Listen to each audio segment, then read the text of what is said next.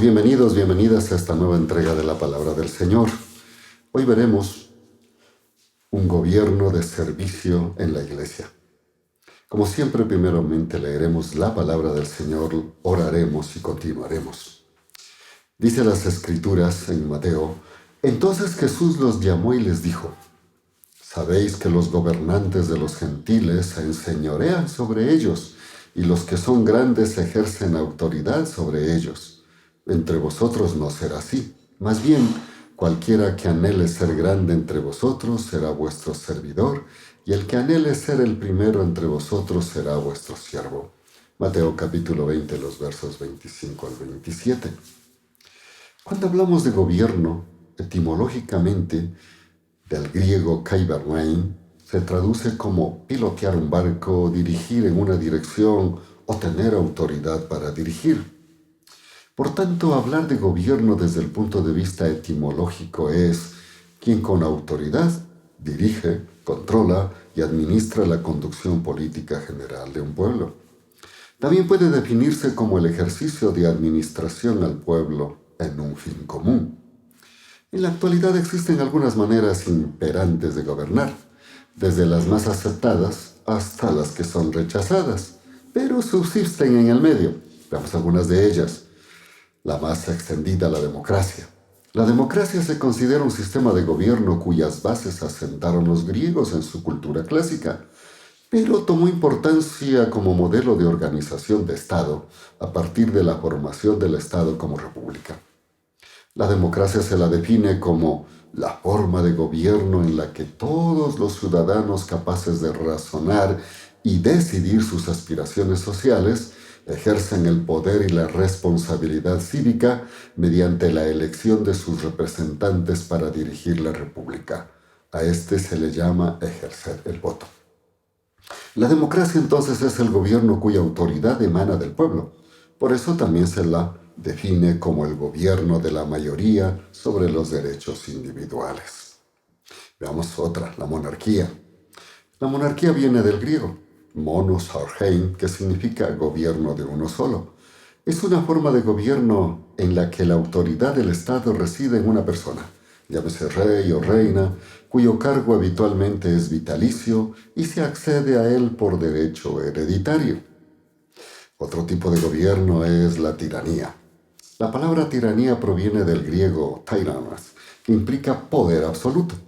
La tiranía, por tanto, es una forma de gobierno en la que el gobernante tiene el poder total y absoluto e impone sus propias leyes. Generalmente la tiranía se la obtiene por medios ilícitos, ya sea por la fuerza o engaños. El tirano, embestido de su absoluto poder, con frecuencia abusa de él con un comportamiento autoritario y despótico para someter y hacer lo que a bien decida y le plazca. Entonces, ¿qué implica gobernar realmente conforme a Dios? Podríamos decir que para la cultura actual gobernar es ejercer el poder que le da el pueblo a quien ha elegido para que dirija su destino. Esto es democracia y es lo más común. En cambio, para los que ejercen el poder por monarquía o por dictadura, el gobierno es ejercer el poder para mandar con autoridad. El gobierno en la Iglesia debe cumplir los propósitos de Dios. La pregunta es, ¿qué anhela Dios de aquellos que están en autoridad dentro de su obra? Jesucristo, luego de tener un pedido sui generis de parte de 2 apóstoles, quienes eran hermanos de sangre, y que trajeron a su madre como palanca para solicitar puestos prominentes que supuestamente obtendrían con Jesús. Entonces Jesús llamó a todos sus apóstoles y les hizo conocer cómo debía ser un gobierno de parte de quien sirve a Dios. Mateo lo relata así. Entonces se acercó la madre de los hijos de Zebedeo con sus hijos, postrándose ante él y pidiéndole algo. Él le dijo, ¿qué quieres? Ella le dijo, ordena que en tu reino se sienten estos 2 hijos míos, el uno a tu derecha y el otro a tu izquierda. Entonces Jesús respondiendo dijo, no sabéis lo que pedís. ¿Podéis beber del vaso que yo he de beber y ser bautizado con el bautismo con que yo soy bautizado? Y ellos dijeron, podemos. Él les dijo, a la verdad, de mi vaso beberéis y con el bautismo con que yo soy bautizado seréis bautizados. Pero el sentarse a mi derecha y a mi izquierda no es mío darlo, sino aquellos para quienes está preparado por mi Padre. Cuando los otros 10 oyeron esto, se enojaron contra los dos hermanos. Entonces Jesús llamándolos dijo: ¿Sabéis que los gobernantes de las naciones se enseñorean de ellas, y los que son grandes ejercen sobre ellas potestad?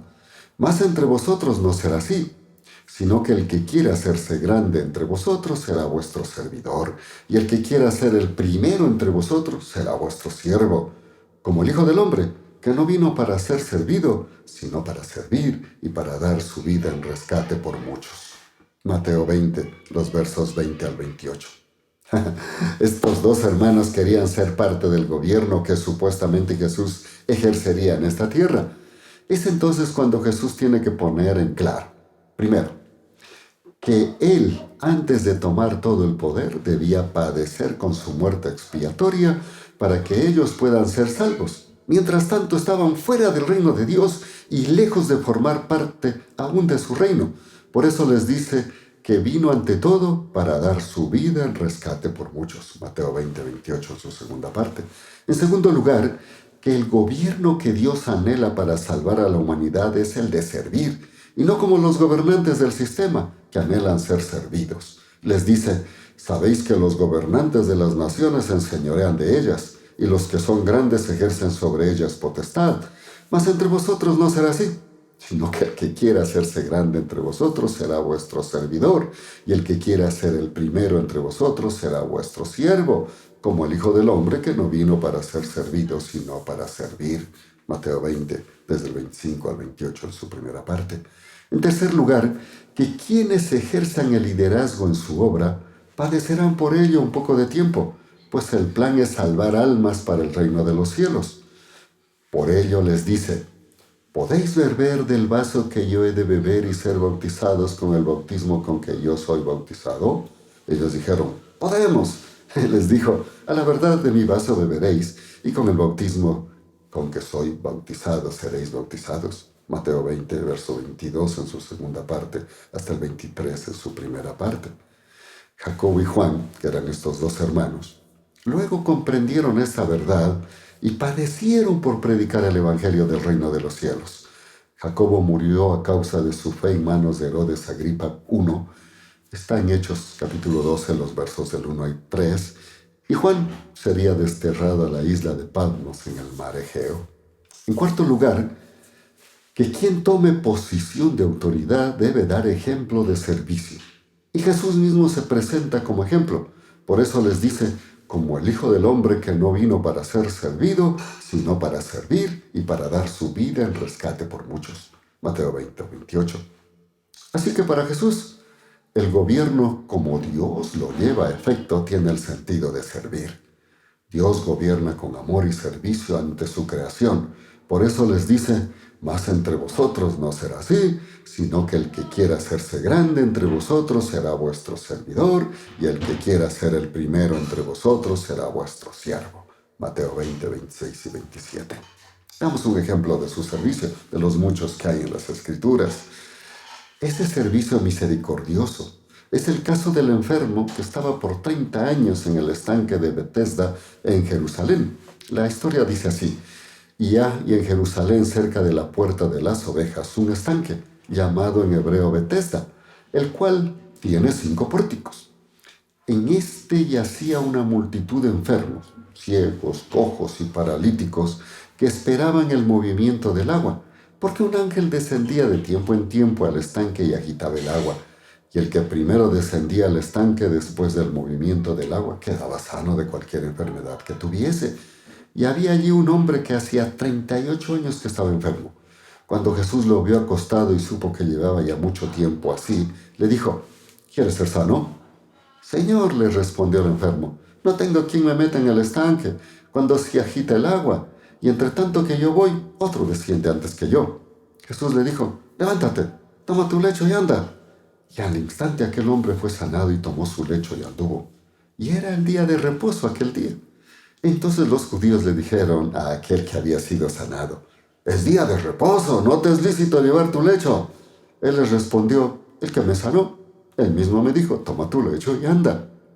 Y por esta causa los judíos perseguían a Jesús y procuraban matarle, porque hacía estas cosas en día de reposo. Y Jesús les respondió: mi Padre hasta ahora trabaja y yo trabajo. He leído Juan capítulo 5, los versos del 2 al 11 y luego del 16 y 17. ¿Se da cuenta? Para Jesús la salvación de las almas y la liberación de las secuelas del pecado, con fines de salvación, eran y son su trabajo en el reino de Dios. Por eso cuando los religiosos de su tiempo les reclaman por sanar en Shabbat, y a que este enfermo Jesús lo sanó en Shabbat, Jesús les respondió: mi Padre hasta ahora trabaja, también yo trabajo. Juan capítulo 5, verso 17. Es decir, servir para salvación es el propósito de Dios para su creación y es donde se enmarca el sentido de gobierno. Así que, en la iglesia el gobierno se ejerce con sentido de servicio y no de poder o jerarquía ontológica. Usted y yo como creyentes hemos sido llamados a ejercer junto a los demás creyentes el ministerio de la reconciliación que Dios a través de Jesucristo y su muerte sustitutoria ofrece a la humanidad. Con ese propósito, Cristo vino como hombre y murió y resucitó y nos dio el ministerio de la reconciliación. O como lo dice Pablo, y todo esto proviene de Dios, quien nos reconcilió consigo mismo por Cristo y nos dio el ministerio de la reconciliación, que Dios estaba en Cristo reconciliando consigo al mundo, no tomándoles en cuenta a los hombres sus pecados, y nos encargó a nosotros la palabra de la reconciliación. Segunda de Corintios 5, versos 18 y 19. Por eso el gobierno en la iglesia debe ser un gobierno donde todos somos servidores y mutuamente nos apoyamos para cumplir esta labor. Concluyamos. Dios es el primero en servir porque ama su creación y anhela sean salvos. Por tanto, dispone como propósito principal el servir para salvar almas. Todo gobierno está para servir, más aún en la iglesia. Sin embargo, Satanás ha trastornado este principio y consciente o inconscientemente nos ha vendido que el gobierno es para servirnos, ejercer poder para satisfacer intereses personales o de ciertos grupos. En la iglesia del Señor debe primar el sentido de servicio, muy en especial el de salvar almas. Por eso Pablo indica que este sentir de Dios en Cristo Jesús debe ser lo que nos motive a cumplir este propósito eterno. Dice: haya pues en vosotros este sentir que hubo también en Cristo Jesús, el cual siendo igual a Dios, no tomó como cosa que aferrarse, sino que se despojó a sí mismo, tomando forma de siervo, hecho semejante a los hombres, y estando en la condición de hombre, se humilló a sí mismo, haciéndose obediente hasta la muerte y muerte de cruz, por lo cual Dios también lo exaltó hasta lo sumo y le dio un nombre que es sobre todo nombre. Filipenses capítulo 2, versos 5 al 9. Si queremos ser recompensados por el Señor en su reino venidero, debemos estar dispuestos a servir en su obra redentora desde el sitial donde nos coloque con los dones que nos ha compartido para tal efecto. Nunca para servirse, ni vanagloriarse, menos para ejercer poder sobre los demás. Ahora oremos. Gracias, Señor, por su palabra. En realidad, cuánto nos cuesta entender lo que es el gobierno en las manos de Dios, sobre todo en sus hijos, sus hijas. Así es que aquí estamos para aprender de Dios. Porque dentro de la iglesia sí debe haber un gobierno, pero un gobierno que permita el cumplimiento de sus propósitos eternos. Y ese es el ejemplo que usted nos dio. Servicio. Servicio para la salvación de almas. Servicio en donde las cosas que se lo hagan sea para que las personas vengan a Jesucristo y sean salvas. Entonces tendrán en el reino venidero la vida eterna y también en esta tierra podrán alcanzar aquellas cosas que desean para su vida con el propósito eterno suyo de salvar esas almas. Que así sea en el nombre de Jesús. Amén y amén. Gracias por estar con nosotros. Nos veremos pronto con otro mensaje. Hasta entonces, Dios les bendiga.